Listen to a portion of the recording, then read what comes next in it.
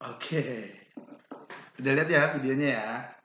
Oke, Bismillahirrahmanirrahim. Assalamualaikum warahmatullahi wabarakatuh. SMK bisa, SMK hebat. Kayak tadi udah lihat videonya tuh, para siswa-siswi, kakak, adik ya, udah lihat tuh tadi ya. Videonya unik banget. Ada boot segala macam. Nah, apa sih arti dari video tersebut? Nah, bahwa sistem pengisian ini ada di semua kendaraan. Kenapa demikian? Karena kalau nggak ada pengisian, otomatis dia hanya sebentar. Kayak main apa sih? Ya kayak kamu main eh, itu loh, remote control tapi yang batu baterainya itu sendiri ya, maksudnya terpisah kayak batu baterai bukan di charge loh. Kalau sekarang udah modern, di charger semuanya kayak handphone. Nah, jadi cuma sekali pakai. Nah tapi kalau dalam kendaraan kan nggak bisa kayak gitu. Masa ketika kamu ke Bandung, tiba-tiba pas sampai di Bandung, jangan-jangan di Bandung deh, dari rumah kalian nih ke terminal Depok atau ke wali kota Depok, sampai di sana baterainya habis. Udah tuh, dorong-dorong, balik lagi ke rumah nyari atau beli baru. Nah, seperti itu. Tapi kalau zaman sekarang enggak. Sistem pengisian ini di kendaraan sangat penting. Karena apa?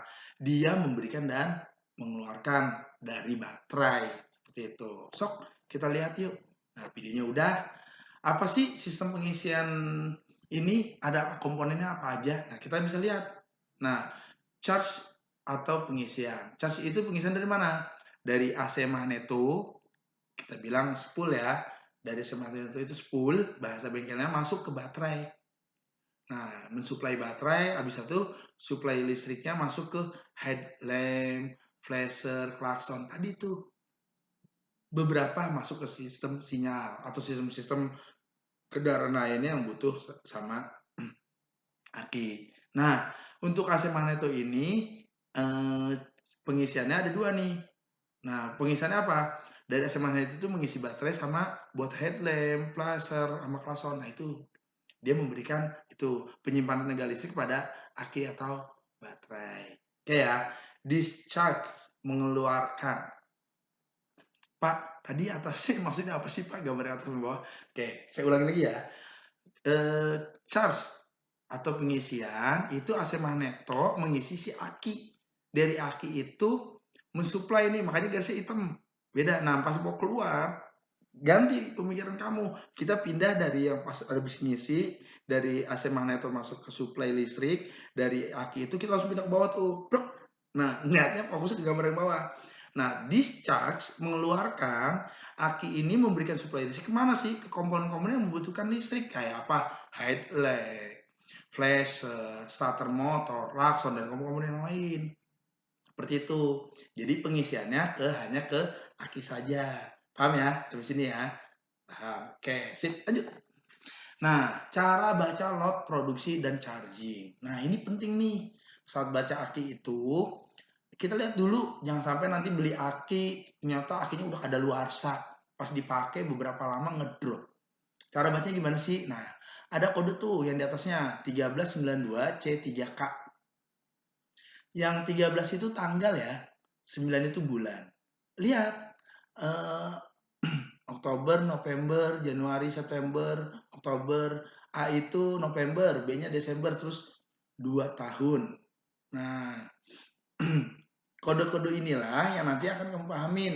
Terus kode charging, tanggal ngecasnya dia. Jadi akinya dibuat nih kode produksi, habis diproduksi kan pasti dicas. Karena produksi sama ngecas itu terpisah. Nah, kode chargingnya itu 01-nya tanggal. Misalnya tanggal itu jadi tanggal 1 tuh. Terus bulannya Oktober. Kalau Januari September itu 1 sampai dengan 9. Kalau Oktober itu tadi itu 0 Oktober. Kalau November A, kalau Desember B. Paham ya? Paham kan? Oke. Ini ambil contohnya ternyata Yuasa nih. Kalau yang tadi GS, kalau Yuasa seperti apa sih bacanya? Sama. Ada juga tuh, ada kode produksinya, ada kode chargingnya.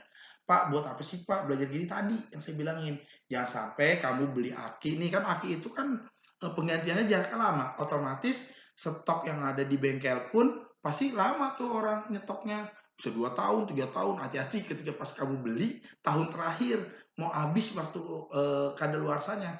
Terus apa masalahnya? Ya masalahnya kualitas akinya nggak bagus. Oke ya, paham ya? Sip. Lanjut.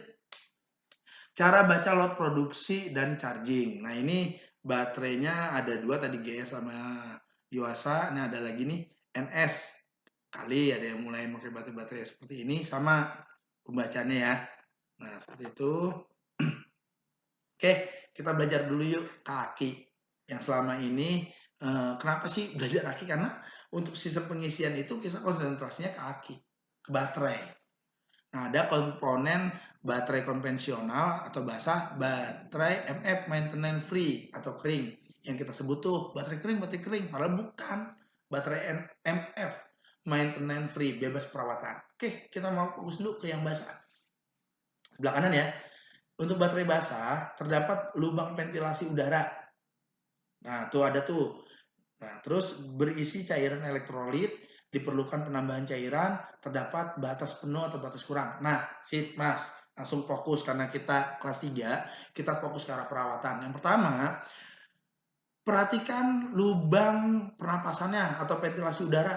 Nah, ini pastikan, kan ada selang tuh yang biasa langsung mengarah ke bawah, tidak menyentuh apa-apa tuh ada selang putih dari tempat aki yang aki basah ya. Terus ada selang ke bawah sampai nggak nyentuh tanah sih.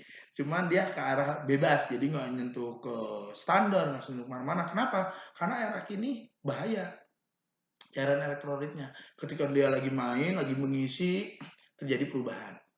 Nah, pas saat perubahan itulah dia mengeluarkan cairannya. Makanya apa? Tadi perlu diperhatikan apa? Batas penuh dan batas kurangnya. Upper level sama lower levelnya. Level-levelnya tuh ada. Jadi nggak boleh kelebihan, nggak boleh kurang. Dia harus di antara dua itu boleh. Tapi nggak boleh kurang dari garis yang di bawah atau low yang di atasnya pun sama. Nggak boleh kelebihan dari uppernya. Paham ya? Oke. Masuk ke baterai MF, maintenance free. Maintenance free ini tidak terdapat lubang ventilasi udara, berisi cairan berganti menjadi gel. Cairan jadi gel nih, gel mainnya ya. Tidak perlu penambahan cairan, pengisian cairan saat akan dipakai ada dua macam, diisi oleh pabrik dan diisi oleh sendiri. Oke, Mas. Kalau kamu beli baterai maintenance free, baterai MF ini atau baterai kering biasanya yang kamu ucapin itu ada dua ya Mas, hati-hati ya. Ada yang kamu cairannya ngisi sendiri tuh, habis ngisi sendiri baru di kunci tutupnya, atau yang udah ada dari pabrikan udah jadi nih, tinggal dibawa doang. Nah itu kalau yang udah dibawa tinggal dibawa aja itu dari Zel isi cairannya. Nah tapi kalau yang mau masukin itu cairannya agak kental, tapi bukan gel ya. Nah agak kental itu dimasukin kita sendiri, dikunci, dan mohon maaf ya, tidak ada penambahan dan tidak ada perbaikan. Jadi jangan sampai nanti kamu, wah udah jelek nih, udah lama, 2 tahun, 3 tahun dibuka. Terus diganti airnya, nggak bisa, beda. Kalau bisa digantinya, kita ke sebelah kanannya tuh. Ya, ke sebelah kanan kalian, itu tuh yang sebelahnya, itu baru aki basah, itu yang perlu dirawat. Kalau yang ini nggak boleh, karena udah MF, maintenance free. Lanjut, motor sekarang udah luar biasa karena memang menggunakan DC sehingga aki-akinya pun udah bebas perawatan. Paling kalian cuma ngelihat aja ada kali itu lagi nyetim atau lagi nyuci sendiri air masuk ke area tersebut, atau nggak sengaja ada debu atau apa silakan cuma dibersihin ya, gosok-gosok aja. Nggak ada ya, untuk tanda kutip tidak ada yang pembersihan secara khusus dibuka segala macam, nggak ada seperti itu. Nah, ini komponen-komponennya dari baterai bisa dilihat ada negatif sel, udah pasti itu ya. Terus filter segala macam. Nah, ini jadi jangan sampai nanti biasanya kan suka iseng tuh kalau ada baterai ada apa-apa dilihatin mana sih, colok-colok, jangan, hati-hati. Takutnya itu lubang filternya. Ya, paham ya? Oke, lanjut. Tegangan minimal voltase di casnya. Nah, Bang, kalau misalnya kamu lagi ngecas nih, ternyata ke tukang casan, lihat-lihat. Pada tegangan minimal, baterai sebaiknya tidak digunakan terus-menerus. Oke, tegangan minimalnya berapa sih? 1,75 volt setiap sel. Setiap sel ya. Terus baterai 6 volt itu 5,25 volt dan baterai 12 volt itu 10,5 volt. Oke, maaf ya. Terus Pengisian atau penyetruman baterai. Penghitungan lamanya penyetruman menggunakan rumus berdasarkan pada berat jenis dan spesifikasinya. Oke, kita ngukur dulu BJ-nya ya, berat jenisnya ya. Berat jenis itu standarnya 1,280 dikurang berat jenis hasil kita ngukur dibagi 0,2. Terus kapasitas bebannya berapa? Seperti itu. Ya, paham ya? Oke, nanti kita lihat atau nanti kita coba nih, kita ngitung-ngitung. Pak bingung. Ya, bisa dilihat nanti di mana di modulnya dibaca juga. Oke, normal charge, penyetruman normal, metode penyetruman dalam jangka waktu yang lama dengan arus listrik yang kecil. Panas yang dihasilkan selama penyetruman lebih sedikit sehingga akinya dapat disetrum tanpa menurunkan performance.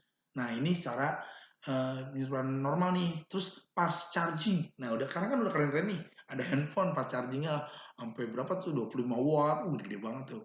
Metode penyetruman dalam jangka waktu yang cepat dengan arus arus listrik yang besar, baterai akan menanggung beban tambahan dan usia aki dapat menjadi lebih pendek, tidak direkomendasikan kecuali dalam keadaan darurat. Nah, Mas, Pak, kok handphone yang kok itu beda, itu mah handphone, ini kan baterainya baterai motor. Memang dia standar pengisian seperti itu, makanya tadi tuh kalau misal mau pakai fast charging ketika kamu darurat, lagi ada di mana, ternyata wah kondisi udah serem, pengen buru-buru pulang, udah diomelin sama emak kamu, sama ibu kamu, akhirnya buru-buru mau pulang nih, akhirnya bang, udah bang, cepetin aja pengecasannya. Nah itu boleh, tapi dalam kategori ya, jangan keseringan, tapi sebenarnya harusnya normal. Oke ya, paham ya, untuk area charging atau pengecasan. Pemeliharaan baterai.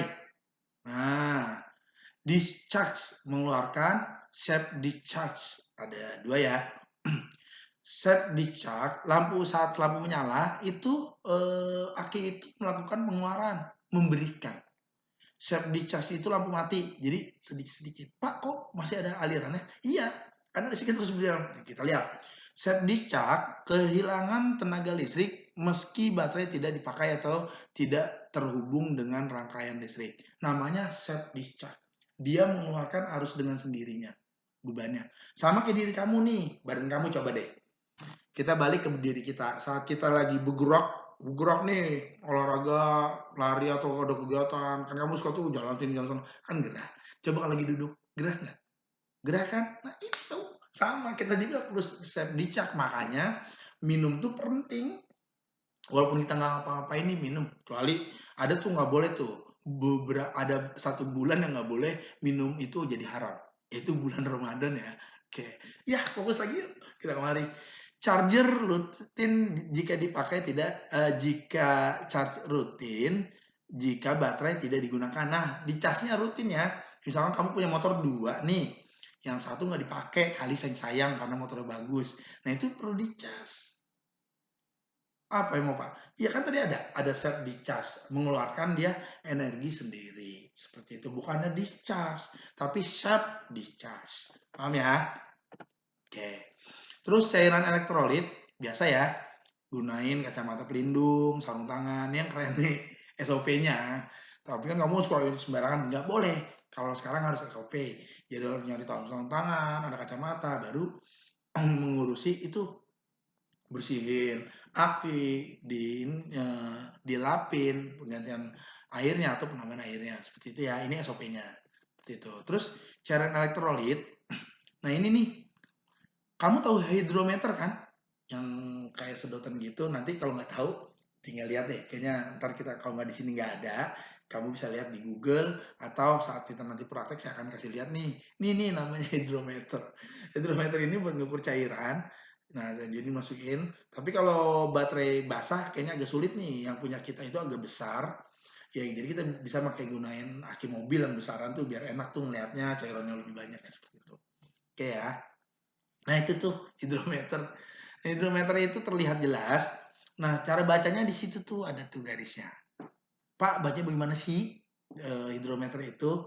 Di sini nih, jika terukur berat jenisnya adalah 1,250 saat 40 cc derajat Celcius ya suhunya ya. Nilai konversi pada temperatur 20 derajat Celcius adalah berat jenis air aki pada temperatur 20 derajat Celciusnya 1,250 hasil kamu tadi tuh ditambah 0,0007. dikali 40 dikurang 20, 1,264. Ngerti? Jadi nih, ketika nanti kita praktek nih, kalau kamu ada nggak apa-apa di rumah dipraktekin, ngukur. Pas habis ngukur dapet tuh cairannya, lihat suhunya. Pak, saya nggak punya termometernya, nggak tahu nih suhunya saya berapa. Di handphone kan bisa ada aplikasinya. Atau kamu lihat-lihat tuh, ada tuh cuaca-cuaca. Wah, ternyata daerah saya cuacanya segini, suhunya segini. Udah, misal suhunya 50, standarnya kan 20 kan? Nah, tinggal hitung aja. Misalkan kamu pas ngukur itu pakai hidrometer dapatnya 1,30, taruhlah segitu ya, 1,30 ditambah 0,0007 itu rumus sudah dikali tadi. Karena Pak, tadi saya pas baca suhu di rumah saya 50 derajat Celcius. Keren banget. Nah, taruh 50 dikurang 20. Nah, tinggal dihitung deh. Paham ya? Oke, lanjut. Oke, terkait pemeliharaan baterai lagi, memeriksa ketinggian air baterai. Oke, masih semangat kah? SMK bisa, SMK hebat. Ya, gerakin tangan dulu. Nah, tetap fokus walaupun kita di rumah jarak jauh, kamu cuma dengerin aja. Saya pun nggak bisa ngeliat kamu nih, saya cuma bisa ngeliat kamu dari absen doang. Entah kamu lagi tiduran apa-apa. Tetap fokus ya mas, kalau bisa duduk. Kalau bisa habis berwudu, duduk, bisa lihat. Pertama, memeriksa ketinggian air baterai tadi tuh. Terus penyimpanannya, baterai yang langsung digunakan MF atau baterai kering pada beberapa baterai. Nah, kalau ini mah enak, MF mah tinggal digunakan aja. Terus penanganan MF baterai. Baterai kering, baterai tipe MF merupakan baterai yang siap digunakan. Jadi jangan dilepas penutup aluminium baterai yang sebelum digunakan. Karena ada tuh aluminium di atasnya yang buat biasanya itu buat apa terminal positif negatif itu jangan lepas dulu kalau nggak dipakai. Kali kamu punya stok banyak di rumah itu jangan kecuali lagi dipakai ya. Terus simpanlah baterai di tempat yang dingin dan kering dan jangan terkena sinar matahari langsung. Nah, taruh tempat yang aman di pojokan gitu. Tapi hati-hati pas pojokan, pojokan jendela sama aja dong kena sinar matahari. Terus selanjutnya kapasitas dan usia dari sel baterai sangat terpengaruh dari jumlah elektrolit yang diisikan. Tadi shape discharge-nya diperhatikan ya saat dia mengeluarkan dengan sendirinya. Itu makanya perlu dicas kembali. Oke, identifikasi MF baterai. Tadi ada tuh kode-kodenya yang belakangnya tipe super solid MF perfect on fuse failing, terus B-nya tipe terminal B-nya. Nah, tuh pengencangan B-nya pengencangan depannya seperti apa. Terus posisi terminal nih hati-hati nih. Kali kamu punya model-model seperti apa, hati-hati pas beli semangat banget ternyata buat model plusnya terbalik atau minus terbalik, hati-hati pas dipasang posisi ini berbeda. Nah ini perlu juga identifikasinya, paham ya? Oke, biar nggak sayang-sayang waktu kita lanjut yuk. Komponen sistem pengisian. Nih mas, tadi kita ada pertemuan pertama tuh udah kita bahas tentang adanya spool, regulator. Nah ini udah masuk ke arah fokus nih. Tadi yang kemarinnya kita mengarah ke sinyal, sekarang udah masuk ke sistem pengisian. Karena memang yang diisi itu baterai, makanya langsung ke baterai. Liatin. Pasti warna-warna kabelnya nih yang harus diperhatiin nih. Nah, kalau warna kabel dari dari rotor spool itu biasanya warnanya putih. Ya, warna putih dari spool masuk ke kiprok, keluar biasanya warna merah, red, masuk ke sikring. Dari sikring baru masuk ke baterai. Kenapa? Pak, kok bisa warnanya beda-beda? Iya, tadi kalau namanya kalau yang warna putih itu masih AC, bolak-balik. Kan nggak bisa diterima sama baterai. Masa mau dikasih diambil, mau dikasih diambil, ya sama aja nggak usah dikasih. Karena kan masih AC. Dirubah sama si kiprok, regulator, rectifier. Nah, kiprok nih, kiprok mengeluarkan jadi warna merah, itu udah DC. DC itu memberi terus. Ayo, diberikan, diberikan, diberikan. Pak, kok ada sikring di tengahnya? Sikring itu buat pengendali. Kenapa? Ketika si kiprok ini udah nggak kuat, udah nggak bisa menahan, wah kebanyakan nih arus, atau dia udah ada komponen yang rusak di dalamnya.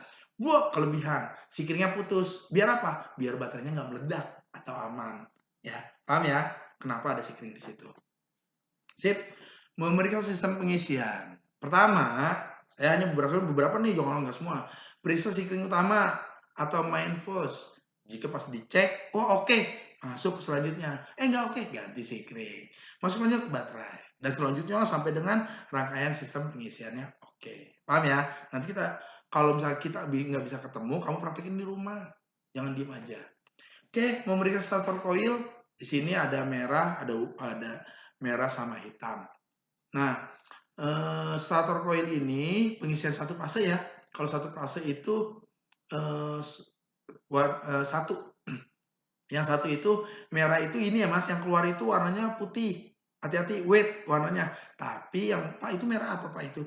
Itu punyanya multitester ya. Multitester dipasin, tahanan statornya, selektornya tuh yang muter-muter itu taruhnya di ohm tahanan. Standarnya 0,45 sampai 0,67 ya.